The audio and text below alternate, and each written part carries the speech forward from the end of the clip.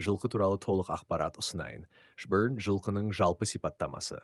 Жылқы эгус ірі сүтқоректі жануар, мыңдаған жылдар бойы адамның сенімді серігі жәрдемшісі болған. Олардың көптеген түрлері бар, әрқайсысы белгілі бір мақсатқа қызмет ету үшін өсіріледі. Жүк тасымалдау, шабыс, жұмыс және тегі бар. Дегек жылқыны өсірудің пайдасы.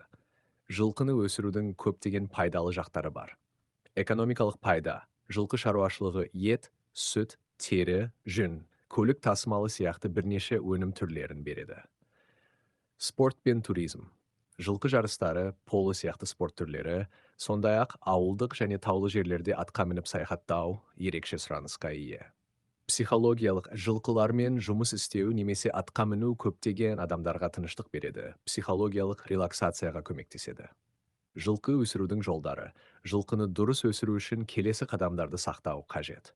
Жайылым және азықтандыру. Жылқыларға кең және таза жайылым керек. Жақсы азықтандыру олардың денсаулығын сақтауға және өсіру тиімділігін арттыруға мүмкіндік береді. Жылқылар көк шөпті, сұлыны, арпаны және арнайы дайындалған жемді жақсы көреді.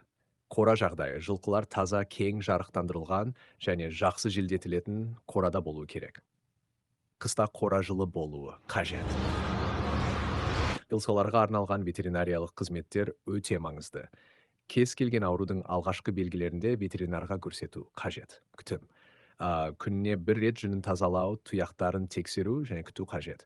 Жылқының жүнін үнемі тазалап, денесін жақсы ұстау олардың ұзақ және белсенді өмір сүруіне септігін тигізеді.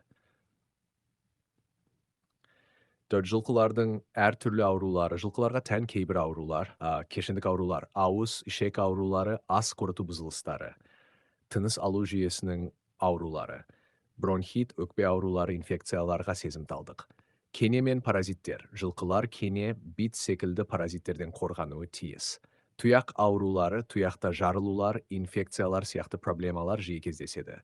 Жарақаттар, секіру, жарыстар кезінде жарақаттар алу ықтималдығы жоғары. Жылқылардың денсаулығын сақтау үшін тұрақты вакцинация, витаминдер мен минералдарға бай диета қажет. Мінезі. Жылқылардың мінезі олардың түріне, генетикасына және үйретілу әдісіне байланысты. Жылқылар әлеуметтік жануарлар адамдарға және басқа жылқыларға жақсы бейімделе алады. Олар сезімтал және сабырлы. Жылқылар өте сезімтал, адамдардың эмоционалдық жағдайын да сезіне алады. Қорқақтық.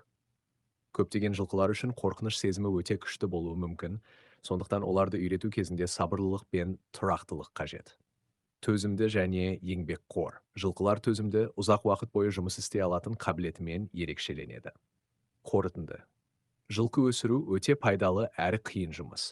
Жылқыларды өсіргенде олардың физикалық жағдайына, тамақтануына және күтілуіне ерекше мән беру керек. Жылқылардың денсаулығын жақсы сақтау, мінезін бақылау және қажет жағдайда ветеринарлық көмек көрсету сәтті жылқы шаруашылығының негізі.